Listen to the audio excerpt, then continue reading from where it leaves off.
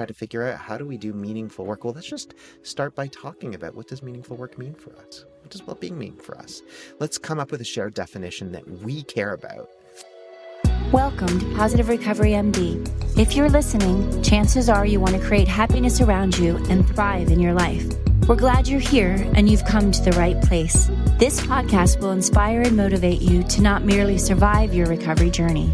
We'll give you the tools to build or strengthen your foundation to thrive and flourish in your life. In each episode, we will come together as a community to have authentic conversations around addiction, recovery, and what matters, growth and progress, not perfection, all while developing positive habits for you to utilize. To learn more, please visit positiverecovery.com/podcasts to sign up and to receive the daily positive interventions that we'll review, as well as gain access to exclusive Positive Recovery content available only to Positive Recovery MD listeners. All right, let's get started.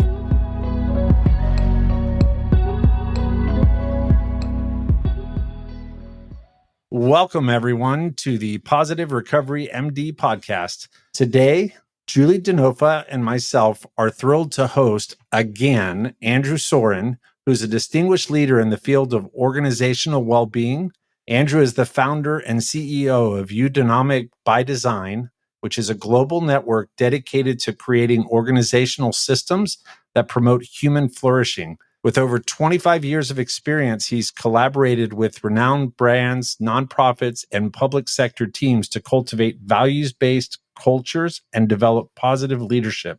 Andrew's academic contributions are equally impressive. Since 2013, he has been an assistant instructor in the University of Pennsylvania's Masters of Applied Positive Psychology program and has served as the program's Alumni Association president. He also holds a position on the board of the International Positive Psychology Association and chaired their 8th World Congress in 2023. Beyond his organizational and academic roles, Andrew's a certified coach through the Coactive Training Institute. He regularly writes and speaks about applying the science of well-being in the workplace, including co-authoring an article titled Meaningful Work, Well-Being, and Health, Enacting a Eudaimonic Vision, published in the International Journal of Environmental Research and Public Health. Andrew's passion lies in designing systems that unlock potential and bring out the best in people, grounded in the ancient Greek concept of eudaimonia, achieving the best within ourselves through meaningful work. He also hosts the podcast Meaningful Work Matters, where he delves into the complexities of meaningful work and its impact on individuals and organizations. Andrew, it's a pleasure to have you back. And I'm ready to dive in because there was a guest that you had on your podcast. I think it was your previous guest, maybe, that worked in the healthcare industry. And there was a topic around when you're doing meaningful work with purpose, that there's the ugly side of it. There's a definite dark side. There is a definite. And so I wanted to kind of talk about that and your experience with that. Absolutely. Yeah, I'm excited to be able to have this conversation in a context of people who are listening to this podcast who possibly, I would imagine many are working in positions and jobs where work is really meaningful. And so, yeah, let me give you a little bit of the spiel about the good, the bad, and the ugly of meaningful work, and then we can go in all sorts of directions about it. Sound good? Sounds Absolutely. great. This is a topic that I've been interested in possibly forever. I think that I actually got interested in the topic of positive psychology because I was really always interested in meaning. And in my career and in my life, I have mostly pursued jobs that I think are really meaningful. Sometimes those jobs are in professions where the profession itself is really meaningful. I started my career in theater. Sometimes those jobs were in corporations where I was doing stuff that I found ways of making extremely meaningful, even if like the actual direct work wasn't necessarily meaningful. I'd find all these ways of cultivating meaning. And then that just got me really interested in how do people find meaning in their work, and what does that do? And what happens when you can press that meaning button that we all have within us? You, in my bio, talked a lot about this word eudaimonia. My business is called Eudaimonic by design. And so eudaimonia is an ancient Greek word that is really all about the idea. Eu is good and daimon is spirit. So it's as if we all have this spirit in ourselves that's trying to do good. And that's another way of talking about meaning and purpose, right? This spirit within us that really wants to try to enact a meaningful purpose in our lives. And in many ways, our goal in life, at least according to the ancient Greeks, was to try to figure out how do we potentiate that? How do we activate that sense of ourselves that is craving, yearning, wanting meaning? So I've been interested in this topic for a long time. And generally my logic around it, my sense of meaning was that the more meaning, the better. Like, this is one of those things that you can't have enough of. And certainly, much of the research within positive psychology, much of the research within existential psychology, much of the research in general in psychology, from folks like Viktor Frankl on in the history of psychology in the 20th century, would generally say, like, meaning's a really good thing. You want more of it. It yields good things. And in an organizational context, there's a lot of agreement that the more meaning we have, the more committed we are to our organizations that we're working with, the more loyal we tend to be in those organizations. We want to stick around longer. The better performance we experience in those organizations, the more productive we are in those organizations, the more discretionary effort we'll put into those organizations. Often the more innovation and creativity, the better teamwork we'll have if everyone is kind of rowing in the direction of meaning, right? Like that's basically the storyline that gets a lot of press. In fact, exponential press. Like, if you just look at the curves of the number of people who have been writing about this topic over the last decade or so, the literature basically doubles every single year. Like, there are now so many articles that are published about the topics of meaningful work that you couldn't read them all, even if you tried, every year. And it's amazing. It is really amazing. And I will say, like we talked about, where we go with this, right? Because there's so many things. And so when I've been listening to your work and reading the articles that you've been putting out, I love every one of them. And you're right, there's so many that if I could read them all, I would, but I can't. But I see so many parallels, like in creating meaning, when you're looking at from an organizational standpoint. And the business that we're in is, at Positive Recovery, is looking at people's recovery journeys, right? And all of the things that you just talked about that are so important, of finding meaning and then having better outcomes, that's all of what we're doing too in the recovery space. So it's in work and it's in life, right? Absolutely. So I love that. So when I'm hearing you talk, I'm hearing it from the organizational standpoint, but I'm also hearing it about our recovery community. And that just warms my heart. And this is the good story of meaning. And it really is a good story. And I don't want to underplay that for a second. It is hugely important, and it's really important in a context of recovery. It's really important in the context of trauma. I think that meaning is really the foundation of things like post-traumatic growth and other forms of resilience in the context of adversity. That's how Viktor Frankl talked about. This was a Holocaust survivor who was able to get through Auschwitz by having a sense of purpose, right? That's what he wrote about in Man's Search for Meaning, and kind of formed a whole entire way of thinking about psychotherapy called logotherapy. So hugely, hugely important. And maybe, like, right now, I'll talk to the people who are servicing, those and supporting those people in recovery, those people who are in jobs that are deeply meaningful jobs where there's a really high moral stake. And maybe I'll use, just for this example, zookeepers, just to keep it relatively neutral. And there's this beautiful article called "Call from the Wild" that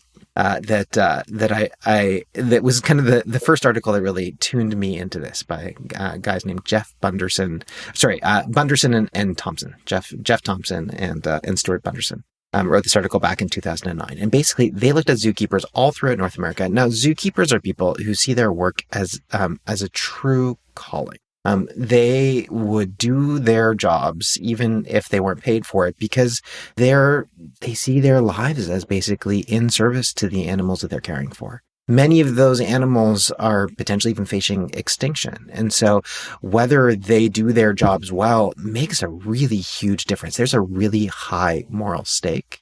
And zookeepers are notoriously passionate about what they do. They will show up on weekends. They'll come in on holidays. They will do whatever it takes. Again, because if they don't do it, then animals die. And what you see in the zookeeper industry is that they'd say they do this money even if they weren't paid for it, and they often aren't paid for it very well. In fact, zookeepers are one of the most exploited professions around. And this is true like all throughout North America in the work that Bunderson and Thompson did in a pretty extraordinary research study that they conducted. There is an immense amount of exploitation that happens in this profession. But interestingly enough, that exploitation often starts from the self. Like people who go into these professions will actually choose to go into the profession and choose to accept a lower paycheck because the work is deeply meaningful. Beyond that, because they're so passionate about this work, the other protective factors that might maintain their well-being in their life actually wind up getting eroded, especially relationships. Like they will go in at night and on the weekends. They will sacrifice their personal lives for their professional identities and for the important moral work that they're doing.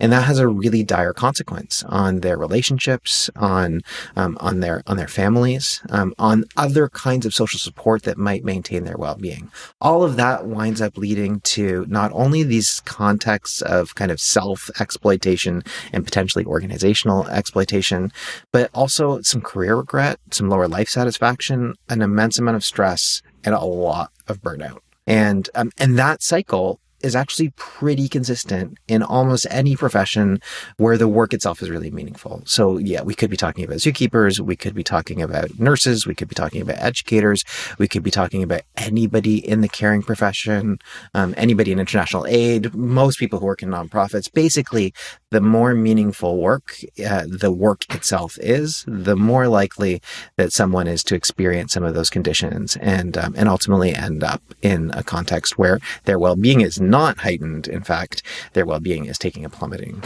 reality. So how do you prevent that? Because I think when I hear you talking about that, what I'm hearing and thinking about is this idea of empathic distress and like being able to set boundaries, right? And so some of that is needed in the workplace. Some of that's needed in life. Because I think for our audience, you know, there's going to be quite a few folks that work in this field, that we are the zookeeper, so to speak.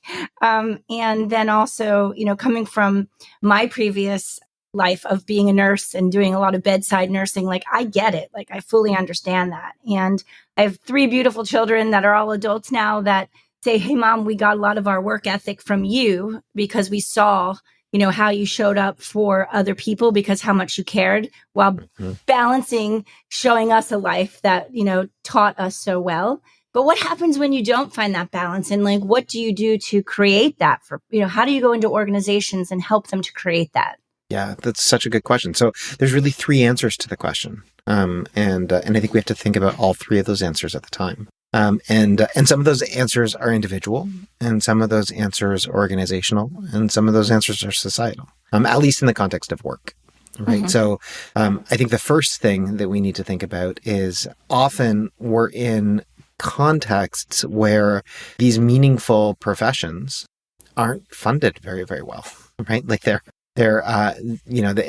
I'm in Canada. A lot of these professions are federally funded, and a lot of that funding is not nearly enough. There's challenges around fundamental decency for some of these very low wage professions. And so it's really hard to be able to do well when you can't feed yourself. I was just listening the other day to some brand new research in Canada about the fact that about 1 million people, which is like probably 1 million people who work in the nonprofit sector in Canada, which is a pretty fairly substantial size of the population of people who work in the nonprofit sector.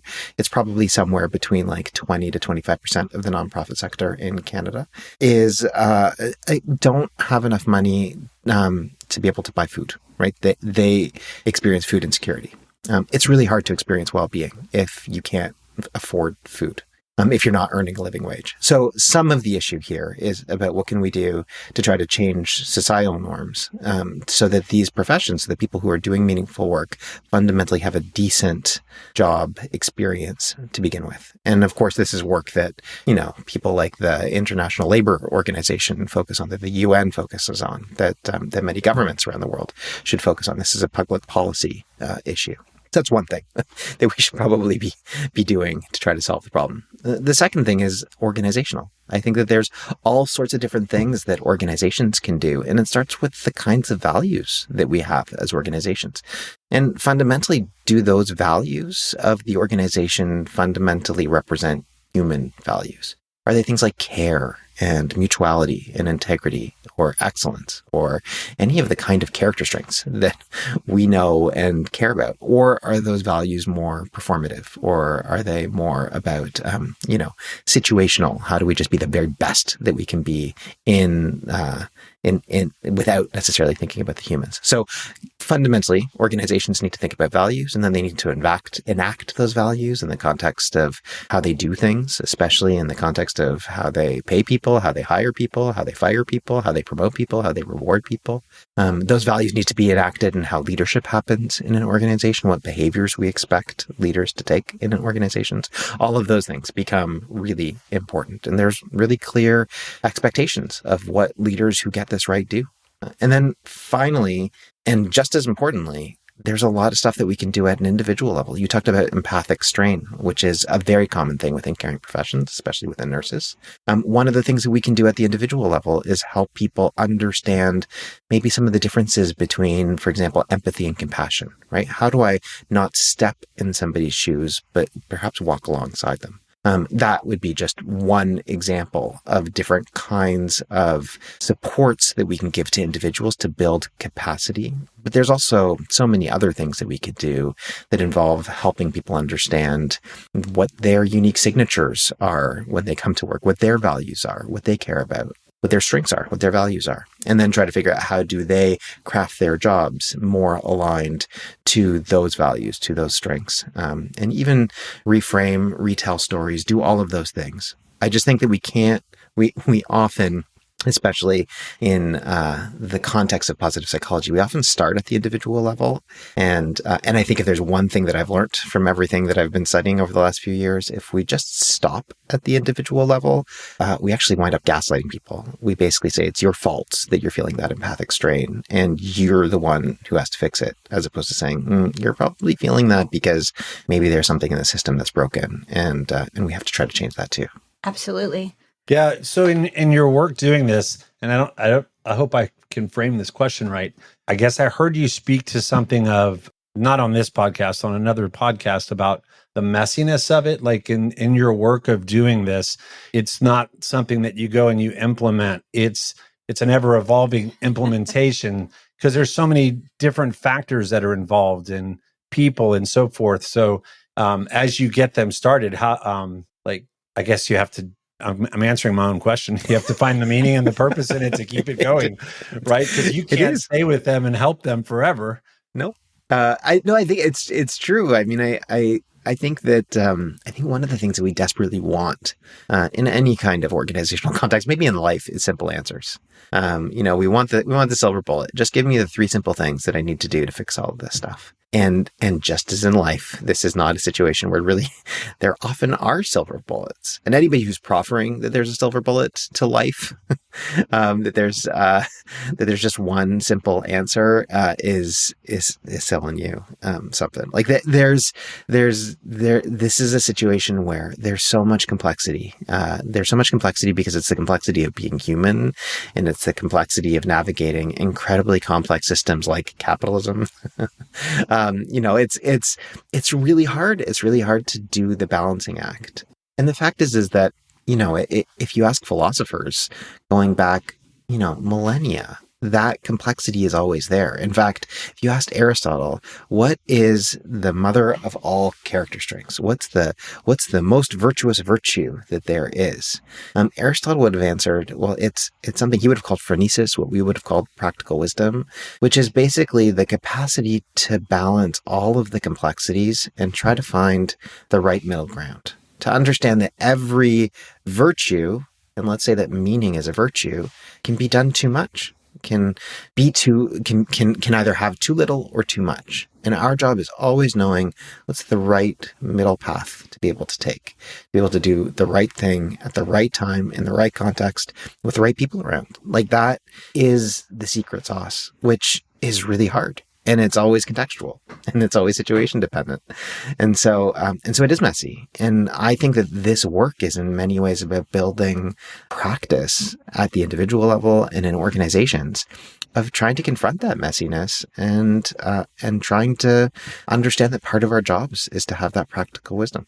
Yeah, I think when we look at it, it's important to look both from the individual standpoint, but also overall, the entire organization. So designing an organization where people actually achieve. And so for us, like with our PERMA model that we use, the A for achievement, like we know that is really helpful for people as an individual, but then also like departments and the company as a whole, just kind of creating a space where the systems empower people.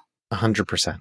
100%. And there's so much more choice and flexibility in those systems than we often give them credit for. Because at the end of the day, we design those systems. And so I think that that's something that I feel really passionately about. I mean, my business is called Eudaimonic by design, because I actually think that we can design systems to allow for people to be their most eudaimonic selves. But it does mean having to challenge things that we often just take for granted, like how do we pay people? How does compensation structures work? How do we think about performance management? How do we think about reward and recognition? Like all of those things, there are different ways of doing them. We can design them more intentionally. And if something like purpose or meaning or eudaimonia is important, we can make different decisions. What's the first thing when you go into organizations? Like, where do you start digging? Like, what's the first thing you do when you walk in, when you're trying to help design or create this? I think that the first thing is about creating a shared understanding of what we're trying to create.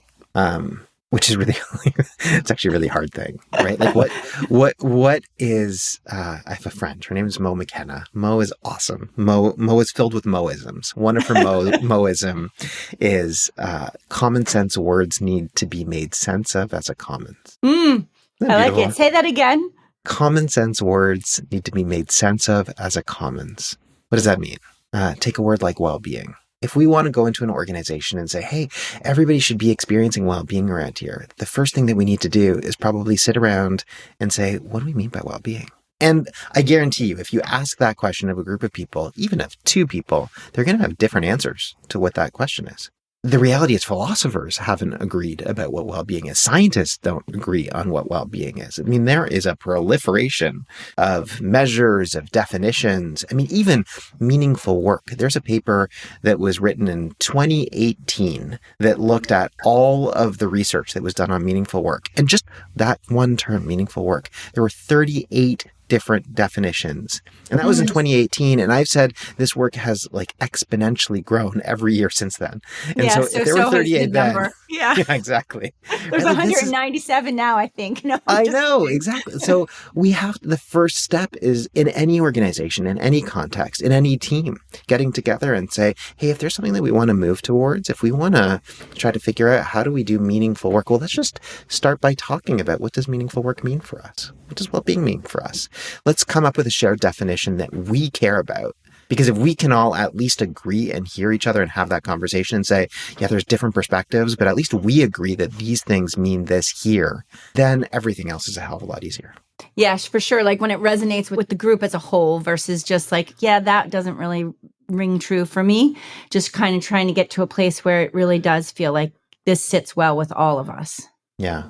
Which I think goes to the next thing. Like, so if that's voice, you know, if everyone gets a voice as to what do these things mean, then you can move to choice, which is how do we make different choices around how these things happen? And ideally, how do we do that in a way that is about tapping the wisdom of the masses, right? As opposed to, these decisions being just things that either a consultant or an executive team is making decisions around. How do we try to involve the people who are experiencing these realities, ideally as holistically as possible? How do we bring them into the conversation to have choice about how we move forward?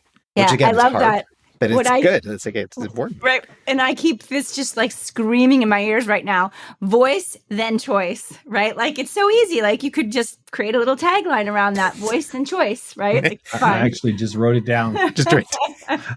So, and great. it's important, right? Even with the work that we do here at Positive Recovery Centers, like with the thing that's really cool. And I know that you and Jason have been friends for years and went to the program at University of Pennsylvania together. So like, to me, like you guys are the experts and I am just like a sponge when I get to spend time with you, Andrew, or with Jason talking about it. But I think like where I was going with that is that as an organization, I think we do, listen to our employees, our coworkers, and take their input and then, kind of look to see what's best. And also, do we do that with our clients, the people that we're serving? Are we listening to what they're saying? Because we may be providing the care, but if we're not listening to what the client or the patient or whatever you want to call it needs, then we're not involving them in the choice or listening to their voice. We're just trying to tell them what's better. And I think organizations do that too. Like we try to convince people what's right rather than actually bringing them in. And I love how you have successfully been able to do that for a lot of organizations, and I love your what if statement. And I'm totally fangirling on you. Like that's for sure. So like you have this what if statement and it's what if everyone could get to be their most Eudaimic self. So like, what if? So how do you answer that question? Like if somebody says, yeah, what if? What would you say to that? Well, I mean, my answer to that is we probably have a better planet. We probably have a better society. We'd probably have, better communities.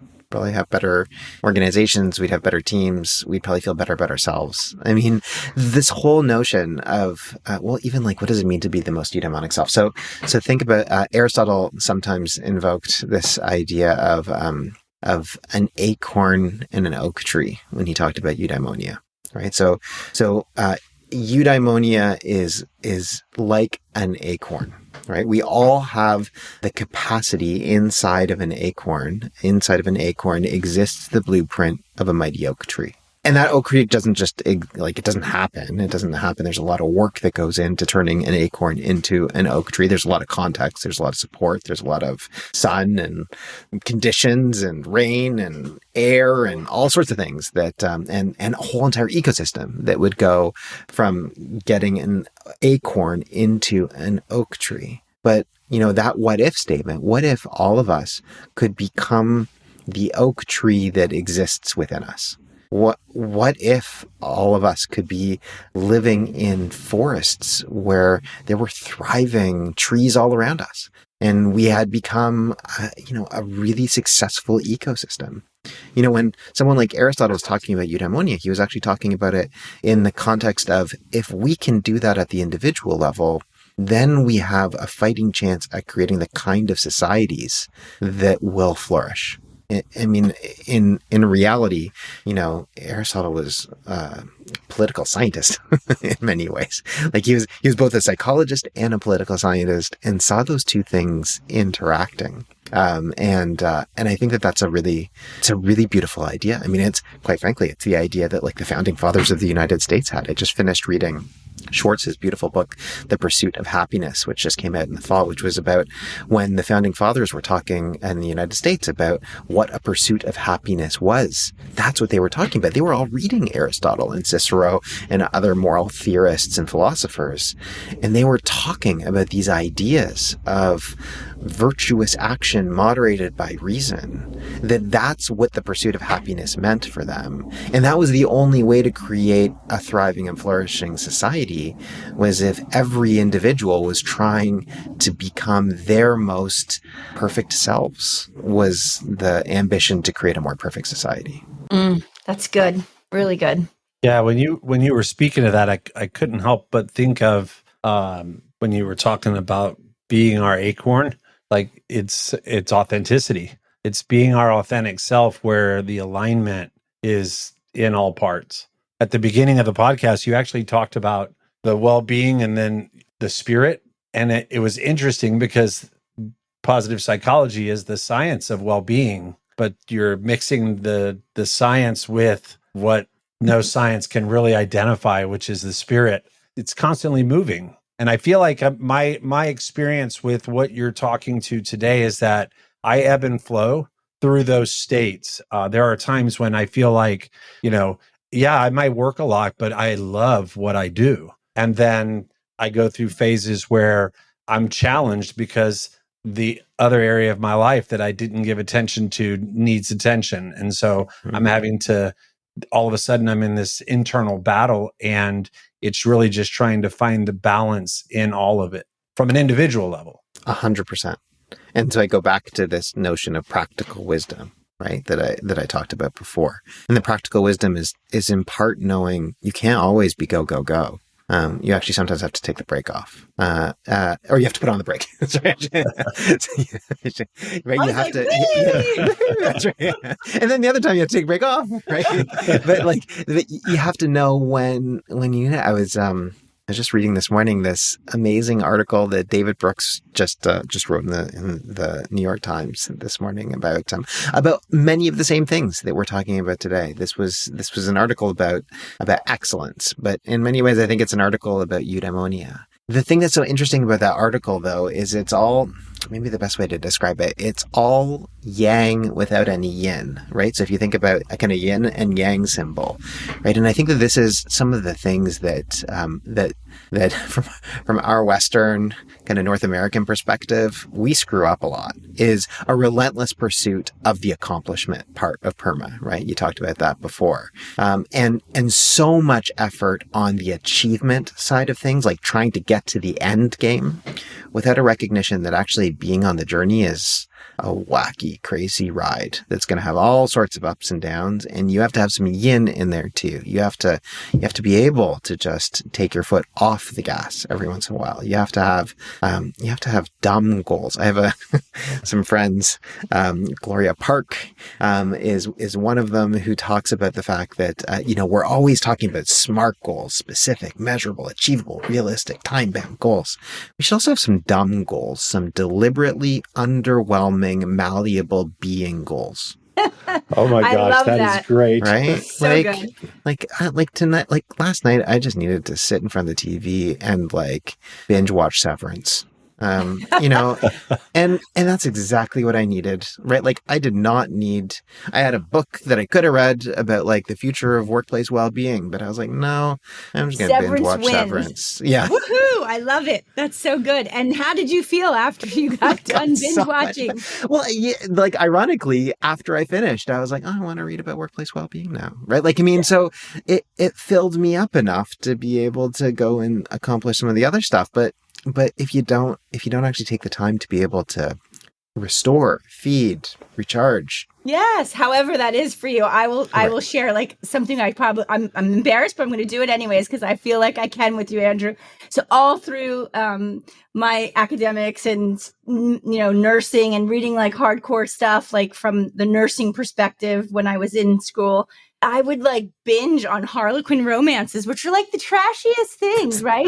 They were so. My mother, it would drive my mother crazy. She'd "You're much smarter than that, Julie. Why are you reading this trash?" And I'm like, because I'm totally just putting it down and just doing something mindless that I'm okay with, and it's not draining to me. It's kind of fun and easy when I'm racking my brain all the other time. But yeah, that was a big sore spot for her. And so when I turned 50, there's one takeaway listeners are taking away from this podcast is that you should go and read some Harlequin romances. Yeah, when I turned 50, she gave me 10 of them for my 50th birthday. It was just fun. She was poking fun. But anyways, I love that you watched Severance last night. And it is about taking the time to unplug a little bit, because when we do, then when we reconnect, it's often in a much more meaningful and beautiful way. Now, I don't think that Julie's watched Severance. I had to start watching 7 times, but when people started raving about season 2, I was like, all right, I'm just going to give it a go. I even watched it in fast mode, like 2 times the speed, because there's a lot of space in between there. There's a lot of space. It's and true. so, but when I got to the part where I started to really dive into the thought process of the separation of work and home life and how they're two separate beings, I'd love to hear people's takes and read about what people are taking away from this series. I guess there's a season 3 that's got to be coming. I mean, it is. It's like it's. I mean, maybe it's less of a dumb goal than I give it credit for. But I think that there's a lot about that show that that speaks to some of the themes that we've talked about, today in terms of the good, the bad, and the ugly of work, and especially work that, in that show they actually find quite meaningful. I mean, it's this fascinating combination of really what David Graeber would call a bullshit job. Like literally there's no point to this job. Like they can't even understand what the point is. And then huge amounts of meaning that surround that work in terms of what, like literally trying to save humanity, like all of these things that are in that show that are super interesting. I thought one interesting piece of it was, and I don't remember the names of characters, that's who I am, just the bigger picture, is the home relationship versus when she got to come and visit, and how at home he was a failure, but here he was working and achieving. And I don't know, it's just no spoilers. So what's fun about this is that when we talk about kind of all that we've been talking about, because we've gone different places, and I want, our listeners to kind of feel kind of somewhat connected by a summary of all this, is that meaning and purpose are so important, both in work and in life. And just being able to find a way to do that with ease might just, help people break it down a little bit easier. So can you help me do that for some of our listeners? Yeah, absolutely. So I think my number one takeaways from all of this stuff is that number one, meaning is really important. We do want lives, we want work, we want contexts where we can experience meaning, and where that meaning can feed us and where it can feel nourishing. That is really important. It's like a fundamental human need that we have. Can you elaborate in more detail on meaning? Because we give everything meaning, even what makes us upset and frustrated and defeated. So going back to that, like there's 38 different definitions. But when we talk about meaning, there's really kind of 3 major buckets of what meaning is in the scientific literature. So one is a sense of purpose, and a sense of purpose means kind of long-term goals, things that you're really aiming towards that are fundamentally important to you. That's one sense, purpose. The second is significance.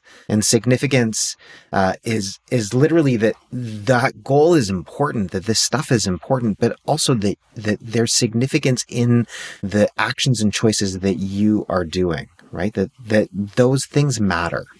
Matter might be another way that we could talk about significance, that when you are engaged in meaningful activities, you matter. Like you're valued and valuable while you're doing it. And then the third piece of meaning is all about congruence, which is kind of like a say-do gap. Like we say these things are important, but are we actually doing anything about it? And so when we have a purpose, when we feel significant, and when we have high congruence in our lives, we tend to feel a lot of meaning. That's like the big definition about meaning. And then, when it comes to work, it's like, well, how is the work that you're doing achieving those things? Is there a sense of purpose? Do you feel that you're significant in your job? Is there a congruence between the values that you care about and the things that you're actually doing? When all of those things are true, we tend to experience meaning. Thank you. Yes, Thank you for that. And so those things are important, right? Those things are important. And, my best metaphor of this, the simplest way that I can make it, that I can reduce it down is to use a metaphor that comes from Scott Barry Kaufman talking about Maslow. And so you'll all probably maybe have some sense as to Maslow's hierarchy of needs, where there's certain needs at the bottom and then other needs at the top. Meaning is like one of the top needs, right? Like that's definitely at the top of the pyramid, although Maslow never intended a pyramid. And Scott Barry Kaufman says it would be better for us to think about it like a sailboat. And so think about meaning like the sails on a sailboat. And we want the sales. The sales allow us to go places. The sales are what feed us and allow us to fly. But we also have like a hull of a boat, and the hull of a boat are much more fundamental safety and security needs. And in a work context, that hull of a boat is actually decency. Like, we need to be paid. We need freedom that is from, harm or danger. We need freedom to be our best selves. We need security in our jobs. We need a sense of dignity. Like, if we don't have those things, if there's holes in the hull of our boat, it doesn't matter how unfurled our sail is. We're just going to be spending all of our time bailing out water, or we're going to be drowning. Right? If we're just holding a sail without a hull, none of it matters. And so what I think this conversation is about is we want meaning, but we also want a strong hull. And so we need to be able to think about both of those things. And we need to think about how those two things interact. And we need to think about how those things work together. And when they do, we can fly. Like, we can really go places. When they do, there's the ease. That's right. Right? Yeah, that's beautiful.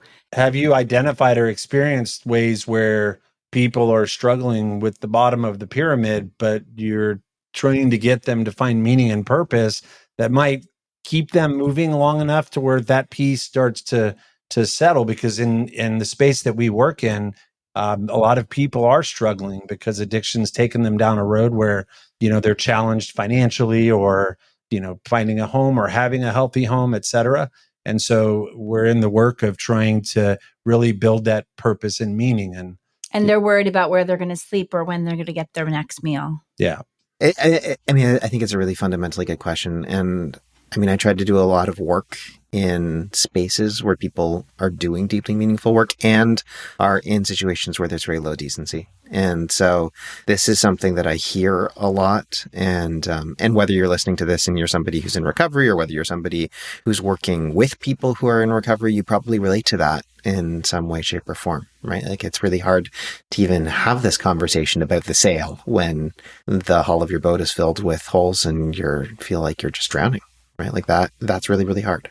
And so I guess the first thing I would say is, don't sugarcoat that. Like, just be honest about the fact that sometimes we actually need to furl up the sail, right? To be like, okay, I actually need to focus a little less on the meaning right now, because I actually really do need to focus on patching up those holes. And I need to focus on figuring out what's going to allow me to be able to find a place to live right now, or get a living wage. Those are real things. But then, and this is where I think the metaphor is kind of imperfect. Or I don't know, maybe it is perfect. Like, that might mean that you actually need to get off of the waters and get to shore. Dry dock for a little bit. Right. And if you furl up the sail too much, even if you're taking on water, you're not going to go anywhere. And so I think that the other thing to realize is that all the things that we're talking about give you a sense of, they are resources that can help you deal with adversity. Mm-hmm. And this is the thing that we know, especially in contexts like recovery, especially in contexts like trauma. We know that meaning is a really important resource. And meaning also allows us to tap into other people. And this is a time where you probably don't want to be on that water alone, right? Like, this is a time when getting other people into the boat can help you, A, bail out, and B, get to shore. And so I think that it's a both and, right? Like, I think that the thing that we can do is have compassion about the reality that people are going through, and try to help make those contexts better. And I think we can also use these resources to help ourselves do that, and to help us keep coming back day in and day out and keep trying again and again, knowing that this is in some ways the work of life. Gosh, thanks. And that sense of community that you spoke about is so important in all areas of our lives. And thank you for that. Like, I feel like I am, now that I've subscribed to your podcast, I feel like I'm now some part of your community, and love this idea about connection. So thank you for connecting with us today. I've had a great time. I hope you have too. I really have. Thank you both so much. Thank you for listening to this episode of Positive Recovery MD. Don't forget to visit positiverecovery.com/podcast to sign up to get your daily positive interventions sent straight to your inbox. Be sure to subscribe to Positive Recovery MD on Apple Podcasts or wherever you listen to your podcasts to receive an automatic download when a new episode drops. And as always, if you or someone you know needs help, visit positiverecovery.com or call 877-4-SOBRIETY. That's 877-476-2743. Our why is simple. We care. We are here to help.